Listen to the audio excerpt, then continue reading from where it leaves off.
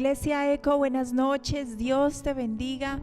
Gracias a todos los que se conectan desde casa, allí en otros lugares del país o fuera del país. Te agradecemos por compartir con nosotros estos minutos y sobre todo por tener la disposición de escuchar esta noche la palabra. Voy a invitarte a que me acompañes en una oración sencilla y solo vamos a pedirle al Espíritu Santo que venga, que intervenga y que nos hable a nosotros al corazón y que produzca cambios y que impacte nuestra vida. Amén. Padre, te damos gracias en esta noche. Señor Espíritu Santo de Dios, te pedimos que esta noche vengas, hables a nuestra vida lo que necesitamos oír. Te pedimos que nos des descanso, te pedimos que los oídos de nuestro espíritu puedan escuchar tu voz y hacer los cambios y simplemente entrar en ese reposo, Señor, a donde nos quieres llevar. En el nombre de Jesús, gracias, Señor, porque sabemos que donde estamos, Señor, tu Espíritu también nos acompaña, Señor. Así que bendecimos este tiempo. Yo oro que en mis palabras siempre esté dirigido por ti, Señor, y que esta noche sea una noche de gran bendición, Señor, en el nombre de Jesús. Amén y amén. ¿Cuántas veces nos hemos sentido en situaciones donde nos sentimos perdidos, donde estamos tal vez en circunstancias al límite? Tal vez estamos alcanzados por muchas deudas, tal vez toda esta crisis nos ha tocado y ha venido y ha tocado nuestra familia en salud, tal vez en pérdidas de personas, o tal vez estamos en situaciones familiares, emocionales bien complejas, ¿cierto? En depresión, en ansiedad.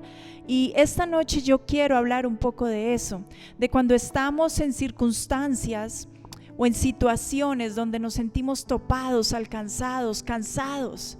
Y esta noche he titulado el tema Cuando todo parece perdido. Diga allí en su casa: cuando todo parece perdido. Y en el Salmo 3, todavía por favor no vaya allí al Salmo 3, pero este fue llamado el Salmo de David cuando huía de Absalón su hijo. Y de por sí el solo título ya lo hace una situación complicada, ¿verdad? Si usted lo piensa, dice cuando David huía de Absalón su hijo. Y en este tiempo, como familia grande, no solamente mi núcleo familiar, sino casi toda la familia ha experimentado una situación bien complicada. Para los que son cercanos a nosotros, conocieron la situación por la que atravesamos hace poco.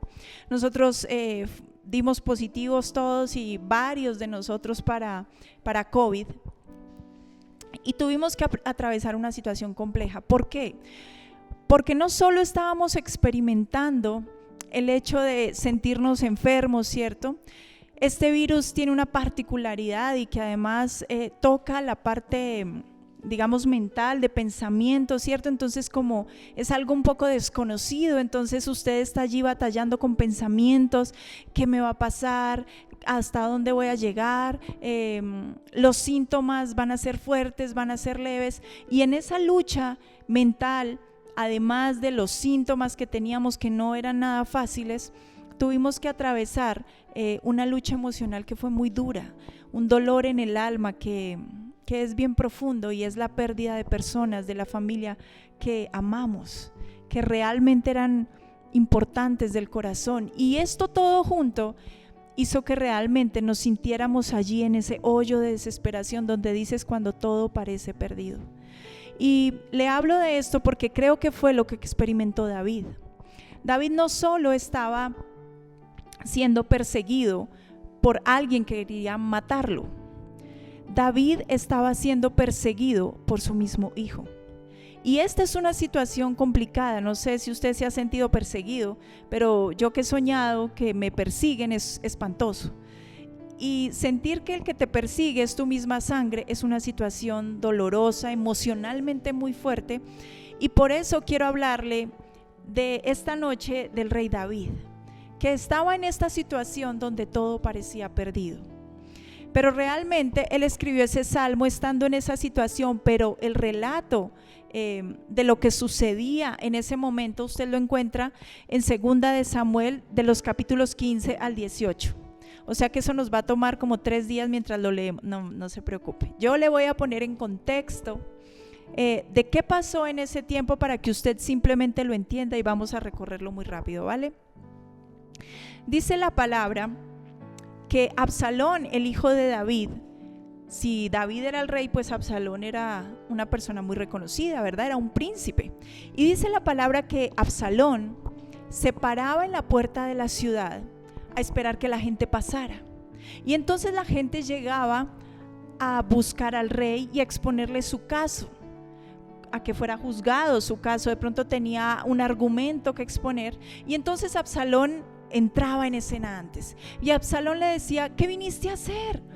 Y la persona le decía: no, mira, vine a hablar con el rey, y eso, exponme tu caso. Y entonces le contaban a qué iban a hablar con el rey, y él le decía: sabes, si yo pudiera juzgar tu caso, yo seguramente encontraría que tú tienes la razón. Me parece que tu argumento es bastante válido. Y entonces lo que hacía Absalón era ganarse el favor del pueblo, ganarse el corazón del pueblo. Y así empezó Absalón a tener de su lado a todo el pueblo de Israel y alejarlo del corazón de David. Y dice la palabra que esto lo hizo por 4 años. Y después de esos 4 años, entonces Absalón un día se levanta y le dice a su padre: padre, tengo que ir a pagar un voto, a hacer un sacrificio a la ciudad de Hebrón, así que me voy. Y el rey le dice: claro, ve y cumples tu voto y pagas tu voto. Y entonces Absalón se va, y dice la palabra que de entradita él se lleva 200 hombres del ejército con él. Y llega a la ciudad de Hebrón, y allí le dice a algunos cuantos: vayan a las tribus y díganles que yo fui coronado como el rey de Hebrón. Y entonces esas personas se van a las tribus, y empieza toda una revolución, y empiezan todas las personas a querer a Absalón y a odiar a David. Y entonces David se encuentra en esa situación, y en palacio le llegan y le dicen: David, Absalón ha armado toda una revuelta, toda una revolución, y te buscan para matarte, tienes que huir. Y yo no sé si usted alguna vez ha hecho una maleta en 5 minutos cuando tiene que irse de viaje, pero no me imagino el desespero de David cogiendo lo primero que tenía que coger para salir del palacio, para irse. Y dice la palabra que dejó las concubinas que tenía cuidando el palacio, y que, mejor dicho, cogió lo primero que encontró y se fue. Y algunas de las familias que aún le apoyaban se fueron con él, pero perdió mucha gente que ya no estaba con él. Y la ciudad de David ahora ya no era la ciudad de David, ya estaba en contra de él. Y dice la palabra que salieron ellos huyendo del palacio, huyendo de Absalón. Y en ese camino, mientras huían, pasaron muchas cosas. Dice que ellos subieron a un monte, y David subía descalzo, con su cara tapada en señal de duelo, con un manto cubriendo su cabeza en señal de duelo, y subía llorando. Estaba completamente desolado, desesperado y sin salida. Yo creo que con el corazón completamente roto de saber que su mismo hijo lo perseguía, que aquel pueblo donde un día había sido tan amado, tan querido, ahora era odiado, ahora estaba en contra de él. Y yo no puedo imaginar el dolor de esta situación, pero él estaba allí huyendo. Inclusive dice la palabra que algunos de las personas salían y lo maldecían y le tiraban piedras y le decían: perro. Y realmente era una situación bastante complicada. Y dice que uno de los que aún estaba con él quiso matarlo, a aquel que le gritaba, y él le decía: no lo hagas, no lo toques, porque él tiene razón. Él sabía que esta situación se había presentado por el pecado que él había cometido. Dios lo había perdonado, ¿verdad? Dios lo había restaurado, pero sin embargo, David no iba a salirse con la suya. David tenía que pagar las consecuencias del pecado. Pero entonces David está en esta situación. Y ahí es cuando David, en ese momento tan difícil, escribe el Salmo 3. Y ahora sí le voy a pedir que vaya a su Biblia, al Salmo 3, el verso 1. Yo le voy a leer desde la Nueva Traducción Viviente, que es un poco un lenguaje actual. Así que acompáñeme, allí dice la palabra: oh Señor, tengo tantos enemigos, son muchos los que están en mi contra. Y tal vez usted esta noche pueda decir: oh Señor, tengo tantas deudas, tengo tantos problemas, tengo tantas voces hablando en contra de mí, tengo tanta gente que me odia, tengo tantas circunstancias. Y usted se encuentra allí como David diciendo: oh Señor, son muchos los que están en mi contra. Pero sabe, lo primero que yo veo aquí es que David sabía a dónde ir. Y David fue a Dios. David no se reunió con sus consejeros, que inclusive lo traicionaron. David no se fue con su familia, con el pueblo. David fue a Dios y clamó: oh Señor. Y usted ve que Dios lo escucha. Este es el corazón de alguien que sabe a dónde ir. Y sabes, yo quiero decirte en esta noche, lo primero que necesitamos hacer en esos huecos, en esos momentos, en esas circunstancias, es ir a Él, es ir a papá. Así como David era un hombre que dice la palabra que era conforme al corazón de Dios. ¿Y sabes por qué? No porque era un hombre perfecto, no porque era un hombre que no la embarraba, no porque era un hombre sin problemas, sin errores, sin fracasos, no. Era porque David sabía correr a Dios. Y dice en el verso 2: son tantos los que dicen de mí, Dios no lo rescatará. Saben, muchos decían: Dios lo abandonó, Dios no lo va a ayudar. ¿Cómo a una persona que comete tantas cosas Dios va a socorrerla? Pero ¿sabes algo? David sabía que Dios no lo iba a rechazar. David sabía que cuando él venía con un corazón genuino, humillado y real, Dios estaba a su favor. Y yo no sé si usted ha estado en varias enseñanzas de David, pero yo recuerdo desde niña que iba a la iglesia con mi mamá, que me llevó toda la vida. Yo vengo de un hogar cristiano. Y yo siempre escuchaba las enseñanzas de David, me encantaba David. Pero siempre escuchaba de David que hablaban dos cosas: o que había pecado, o que era un hombre conforme al corazón de Dios. Y casi que son dos cosas muy opuestas. Pero nosotros como seres humanos siempre nos quedamos en los errores de la gente. Es que él falló, él pecó, él hizo, ¿cierto? Pero era una dualidad bien interesante, porque un hombre que cometió tantas cosas, que es casi siempre lo que nosotros vemos, era un hombre conforme al corazón de Dios. Y yo siempre escuchaba: Dios cómo amó a David, sí hizo esto, sí cometió lo otro. Y sabes, yo solo podía pensar en decirle a esa gente: bueno, entonces yo tengo una oportunidad y tú también la tienes, porque si Dios aguantó a David, entonces me puede aguantar a mí y te puede aguantar a ti. Y si Dios perdonó a David, entonces te puede perdonar a ti. Así que ¿cuántos damos gracias por el Dios que tenemos, que nos da tantas oportunidades? Así que David venía y le decía a Dios: son tantos los que dicen de mí, Dios no lo rescatará. Pero él sabía que papá Dios era un Dios de oportunidades. Amén.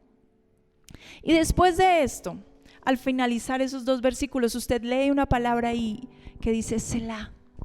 Y dice los estudiosos que los salmos fueron escritos como canciones, que eran como estrofas. Y cuando había un Selah, era como un cambio de estrofa, como un tiempo de ese musical, ¿cierto? Donde viene otra estrofa, un tiempo de espera. Y si usted ve, David entra como en ese tiempo de meditar, de esperar, y David da un cambio en su oración tan tremendo, porque ya David lloró, ya David se quejó, ya David expuso su clamor, y ahora David, al finalizar el Salmo 2, entra en otro tiempo y le dice a Dios: pero tú. ¿Cuántos dan gracias a Dios por los peros? Cuando la situación parece perdida, te animo, amiga, que escuches los peros, porque siempre hay un pero Dios. Y dice David: pero tú, oh Señor, eres un escudo que me rodea, eres mi gloria y el que sostiene mi cabeza en alto. Aleluya. Saben, tiempos antiguos de las batallas, la gente los guerreros llevaban en su mano un escudo y en su otra mano un arma, ¿cierto? Para poder atacar. Y cuando usted no se enfrentaba con un escudo, pues usted estaba en desventaja, porque tener un escudo te asegura ¿qué? Protección. Y ir a una batalla sin un escudo debe ser espantoso, porque pues obviamente el sentimiento de no poder defenderse debe ser horrible. Pero David nos recuerda que en esta batalla en la que estamos, Él es nuestro escudo. Tenemos un escudo, y yo quiero que usted hoy use su imaginación y pueda simplemente pensar un minuto que el Dios que hizo el universo, el que acomodó las estrellas en el cielo, el que puso cada planeta, el que levantó los mares y los hizo correr en la tierra, el que creó cada animal que existe, que usted ve, que vuela por el aire, que se arrastra por la tierra, que camina, el que hizo maravillosamente nuestro cuerpo. Si miramos nuestro cuerpo, es algo tremendo, maravilloso. Ese mismo Dios es tu escudo y es mi escudo. Aleluya. Así que no es cualquier escudo el que tenemos. Y además dice la palabra que Él es un escudo que nos rodea.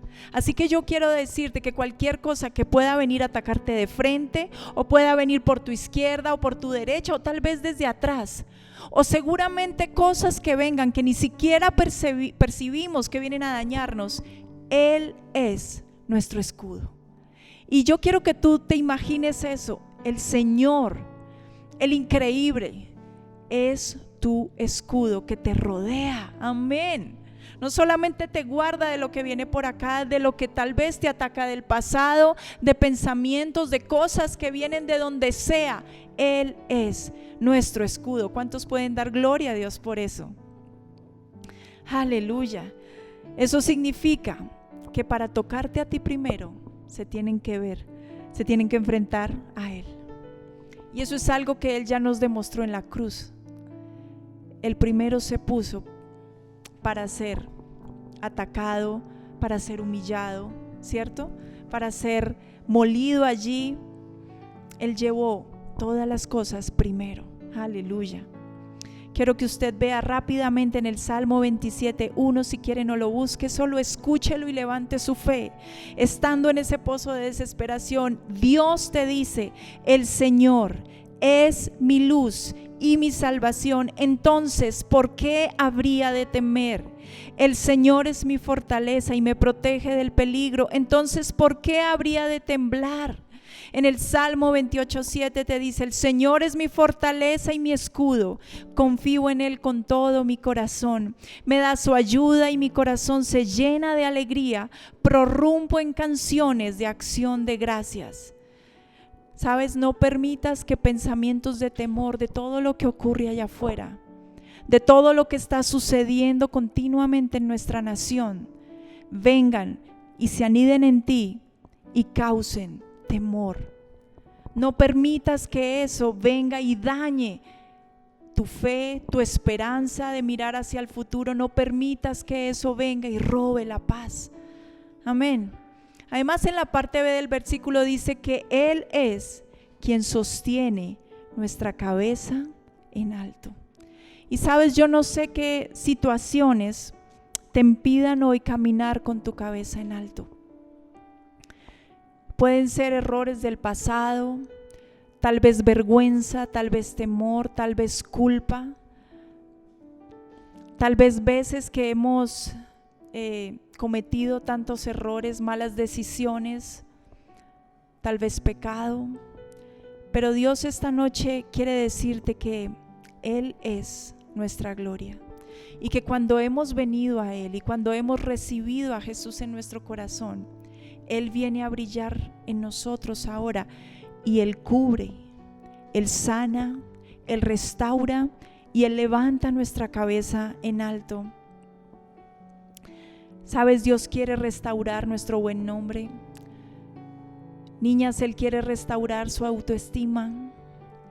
Él quiere sanar las heridas del corazón, del alma, tal vez situaciones por las que hemos atravesado que nadie sabe, que no hemos compartido con nadie, pero Dios las conoce y Él quiere sanar eso y que tú camines con tu cabeza en alto, ¿sabes? Porque Él ahora es tu gloria.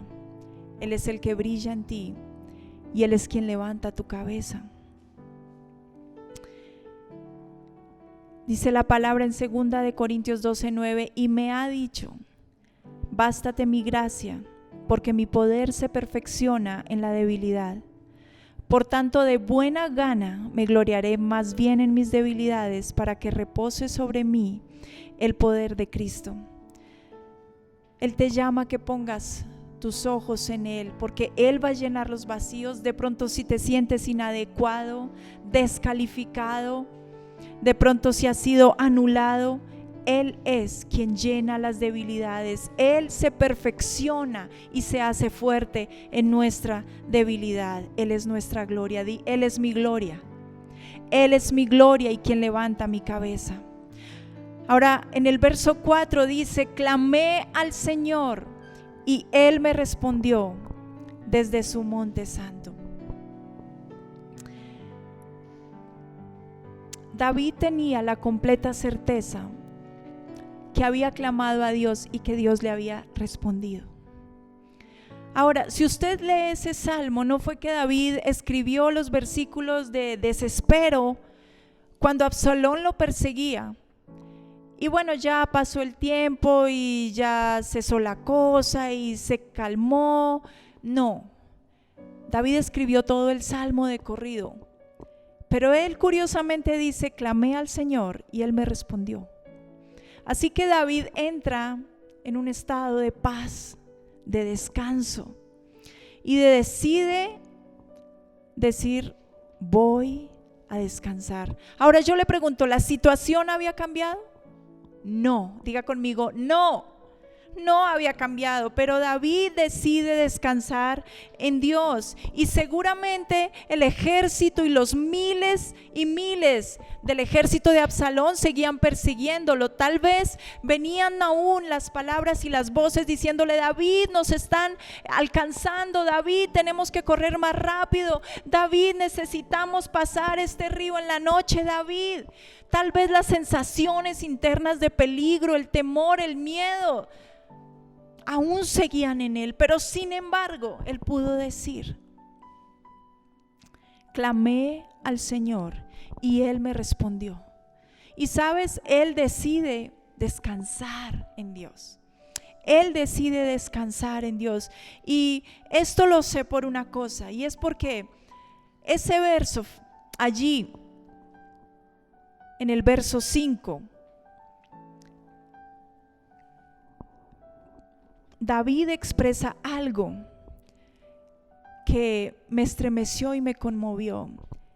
Y lo digo porque lo conozco de algo muy personal que he visto en personas cercanas a mí y en mí mismo. Y es que cuando nos sentimos en ese momento, cuando nos sentimos topados, tal vez llevados al límite por una situación, cuando nos sentimos desesperados, en angustia, hay una cosa que usted y yo no podemos hacer, y es que no podemos dormir.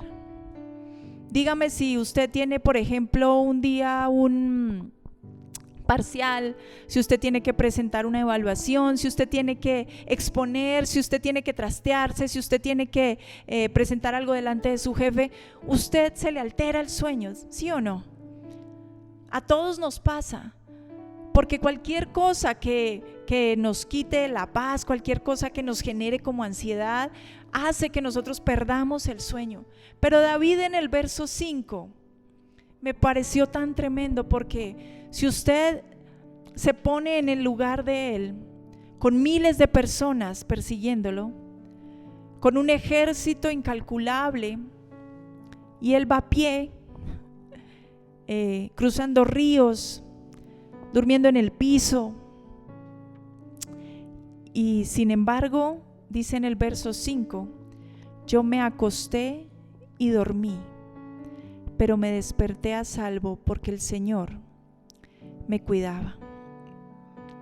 David está siendo perseguido por miles de guerreros y sin embargo se acuesta y duerme y despierta al otro día porque el Señor lo mantiene a salvo.